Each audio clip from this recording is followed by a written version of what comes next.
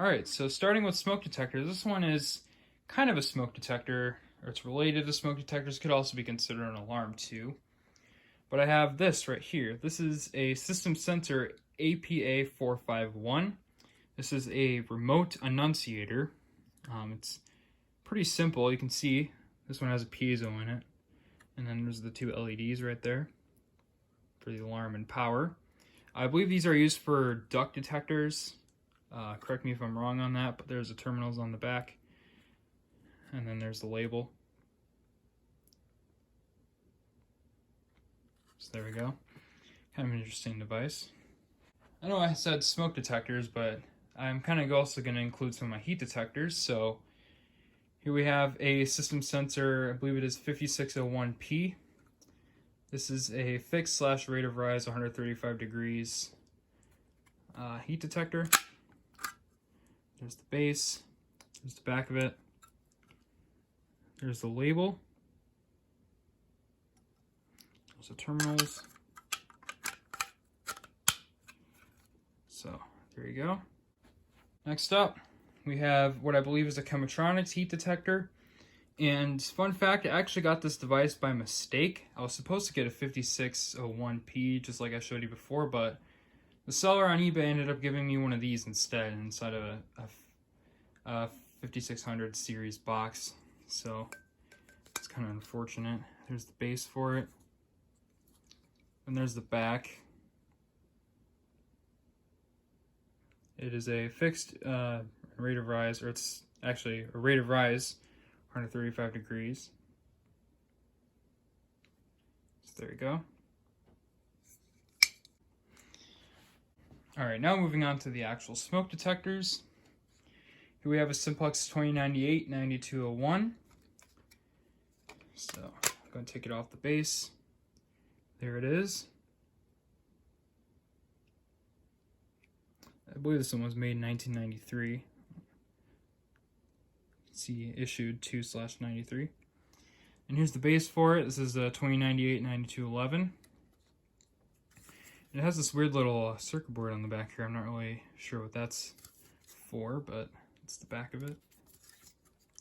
I believe this is a 2-wire base. So there you go. Next device, we have a System Center 2WB. One of my many i3s. You'll very much find out in a few seconds that I have a lot of these i3s. This is my only 2-wire one, and once again, this was a mistaken device. I was not supposed to get a 2-wire i3. I was supposed to originally get a 4-wire.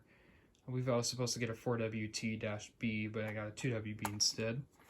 This device can be considered broken. It barely even goes on its base anymore, or it hardly stays on it.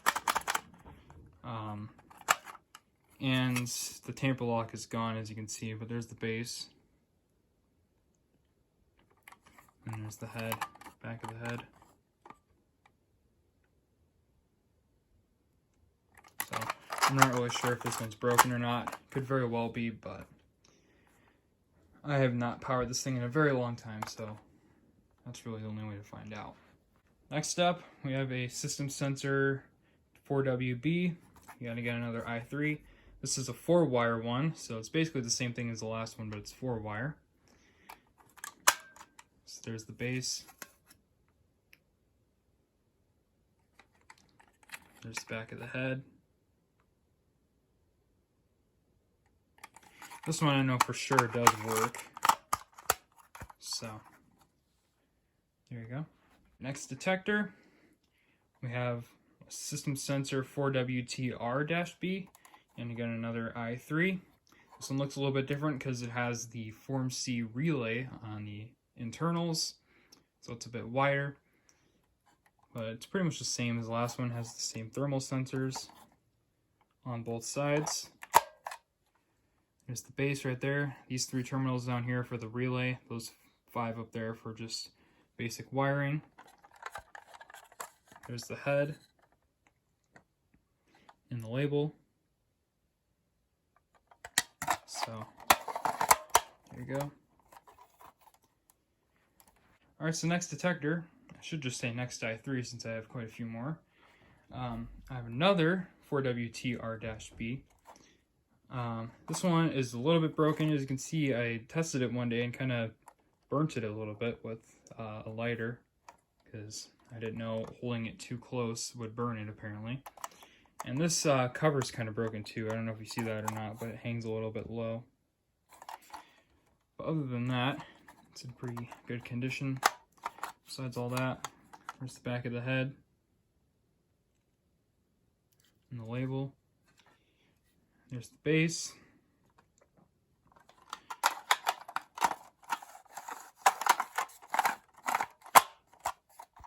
So there you go. And that previous i3 was my first smoke detector, by the way. So next up we have this thing right here. This is most definitely broken. This was just a spare i3 that I ended up buying for parts, but this is another 4WT RB. It's in very rough condition. As you can see, the entire chamber housing, or the cover that goes on top, is just gone because how broken it was originally. Or I swapped this one's out for another i3s and then took an older i3's cover that was broken and threw it away. As you can see, it's missing an LED too. I took it apart originally and just kind of messed around with it. That's why it's in such rough condition. There's the base. And there's the head. As you can see, the label's kind of messed up too. This is basically just a mess around kind of deal. That's pretty much what I do with this. So this thing's basically a piece of junk. So yeah, one of my very few broken devices. Alright, so next up, this one definitely isn't broken. We have a system sensor 4WTAB. This is similar to the previous i3s, except this one does not have a relay built into it, but it has a sounder instead, which is this thing down here. It also has the thermal sensors in it too, right there. So there we go. You can see it does not have the terminals for the Form C relay. So there's the head, or the base I meant, and then there's the actual head there, and the label. So there you go. Next up, we have a very similar detector. This one is a system sensor 4WTARB. This is basically the same as the previous device, but merged together with the 4WTRB. So it has a sounder and a relay in it. So there's a sounder there. Looks the same. There's the base. You can see it has the terminals for the relay. There's the head.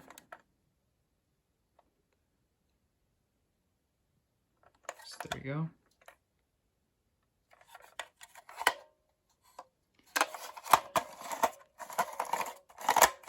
Aligned. So there you go. Alright, so the next detector can be considered the final i3. So here we have a system sensor 4WITAR-B.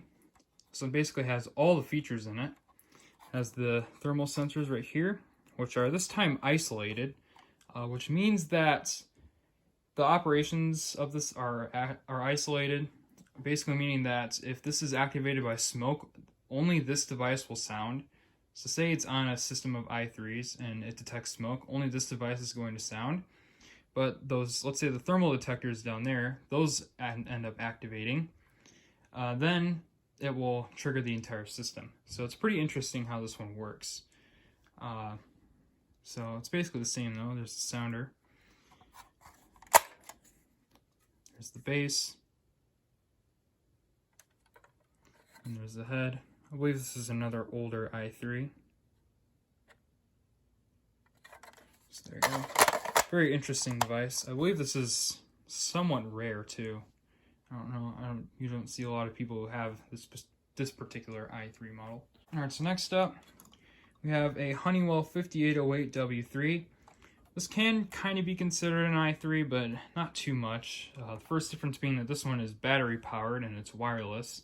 So I'm not really sure if it's meant for really commercial fire alarm use, more than a home system or security system. But it has kind of a similar i3 look to it. You can see the test button and the two LEDs here, but they're right next to each other. There's the sounder. It has the same thermal sensors too, and has the same chamber pretty much. There's the base. As you can see, it is wireless. And then right there, there's the label. And that's where the battery goes, which I do have the battery. So there you go. Not really sure if this is considered a fire alarm, or a commercial fire alarm smoke detector, but here it is. So next up we have a System Sensor 2151. This is a conventional smoke detector. It definitely looks like those addressable ones that you see everywhere that are commonly rebranded, but this is a conventional. I'll go and take the head off. So there's the head. As you can see, there's no address settings on there. And the base that it is on, I'll go and set that down. It is a B116LP. This is actually a relay base, and I believe it is 2-wire. So go ahead and put that back on there. So that's that. Next device, we have the exact same thing. This is another 2151 on another B116LP base. This one's in a little more rough condition. I don't know if you can see that, but there's some weird green marks on there that I tried removing out of there. Just ended up leaving a bunch of scratch marks. There's the label though. It's pretty much the same as the previous one. And there's the base. And this base, when I first got it, one of these clips here that hold the base on there was broken, so I don't know, I just broke them all because why not, I guess. Whoops, bumped the tripod there. And there's the main part of the base, the inside of it. There's where the relay setup is. That little black box in there is the relay, and there's where you wire it. There's a little circuit board right there. So you can see the sticker's in a bit rough condition. But that is another B116LP base. It's a bit broken. That's alright though. And I did get this detector with the other one in a lot of 2 off eBay. Pretty much all the devices I've gotten were off eBay. Except that 4903-9501 strobe plate. I actually got that off Amazon, believe it or not.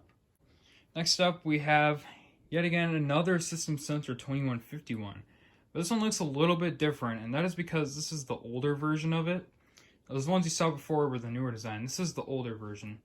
Definitely looks a little bit different, but it has the same 2 LEDs, and I'm going to try to find it. I don't know if you can see that, but there's a little tick mark there. That's where you test it with a magnet. The other ones had a little circle spot where you do that.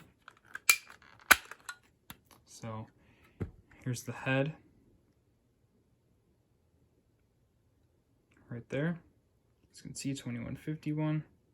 I believe this particular design for the head was made prior to April to 2006. That's what I heard.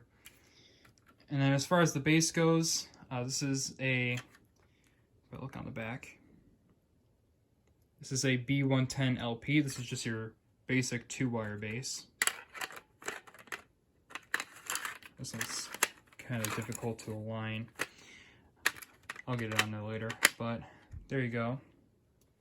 Alright, so next detector, we have a System Sensor 2100. This looks very similar to the previous device, the 2151. This basically is the 2151, except that it's just in a larger scale and it has only 1 LED and it has an actual test button on it. So there you go. There's the base for it. Then there's the label. 2100. There's your terminal block right there. So it's a terminal block, not just normal terminals. So there you go. Next detector, we have a System Sensor 2424. This is a 400 series detector. As you can see, it has the red LED right there. There's your test button up there. It's pretty basically the same base as the previous device. There's the back of it. There's the label. This one has quite a few terminals on it. This one has a relay built into it, like one of the i3s. And it is a 4-wire, I believe. So there we go. Next detector, we have another System Sensor 400 series detector. This is a 2400 TH. This is pretty much the same thing, but it is a 2-wire, unlike the other one that's a 4-wire. And it has the little thermal sensor up top right here, this little metal thing. It's pretty much the same. There's a test button, LED. There's the base. And there's the back right here. This one's a 2-wire, so it has a lot less terminals on it. There's the label.